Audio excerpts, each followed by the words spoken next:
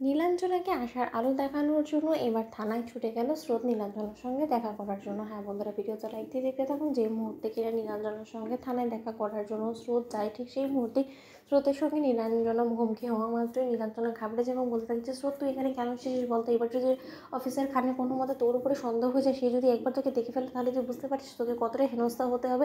তুই দোহাই লাগে বোন, আমার আমার কারণে তুই কোনো রকম কোনো বিপদে পড়িস, সেটা আমি কোনো মতেই চাই না। তুই প্লিজ এখান থেকে চলে যাস। স্রোত, তুই কেন বুঝতে পারছিস না বলতে? কেন এরকম ছেলে মানুষই করছিস? ঠিক সেই মুহূর্তে স্রোত বলতে থাকে যে দিদিভাই, আমি থাকতে তোর কিছু যদি হয়ে যায় তাহলে আমি নিজেকে কী করে ক্ষমা করবো বলতো? আর আজকে তোর যে পরিণতিটা হয়েছে সেটা তো শুধুমাত্র আমার জন্য হয়েছে, শুধুমাত্র আমি দায়ী তোর এবং ক্রান্তিবার ধরা পড়ে যাওয়ার পেছনে। কারণ আমি তো খুব ভালো করেই জানি যে আমি যদি সেদিন রাতে তোদেরকে সাবধান করার জন্য সেখানে না ছুটে যেতাম, তাহলে হয়তো বা তোদেরকে এতটা বিপদে পড়তে হতো না।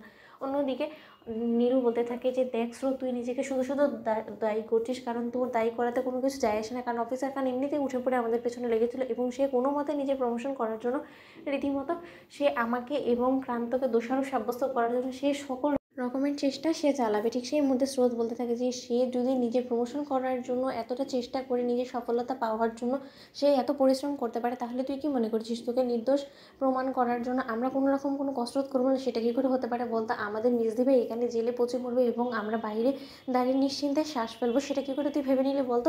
আর তোকে একটা কথা বলে দিচ্ছি, শুধুমাত্র এই লড়াই আমি একমাত্র তোর পাশে নেই এরকমটা ভাবিস না। আমাদের পাশে রীতিমতো এবার অনিক দাদাভাই থেকে শুরু করে রায় দিদিভাই ওরাও আছে এবং ওরা তোকে যে করে মূল্যই হোক না কেন জেল থেকে বার করার ব্যবস্থা অবশ্যই করবে। অন্যদিকে নীরু বলতে থাকে যে নারী শুধুমাত্র আমার একা স্বার্থপরের মতন বেরিয়ে গেলে তো কোনো মতেই হবে না। আমার পাশাপাশি যদি আমার জামিন করাতেই হয় তোদেরকে, তাহলে আমার পাশাপাশি আমার স্বামী কান্তকেও বাঁচাতে হবে, কারণ এখন ও আমার জীবন হয়ে দাঁড়িয়েছে এবং আমি আমার জীবন ছাড়া কোনো মতেই বাঁচবো না।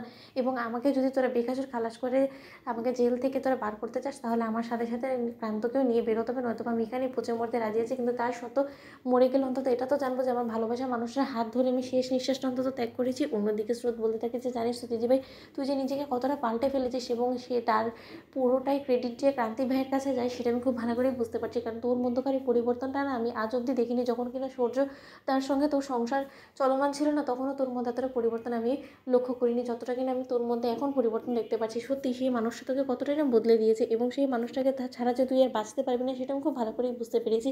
এবং ভালোবাসার মানুষকে ছাড়া বাচ্চাটা যে ঠিক কতটা কষ্ট দেয়, সেটা এখন আমার থেকে ভালো কেই বা বুঝবে বলতো?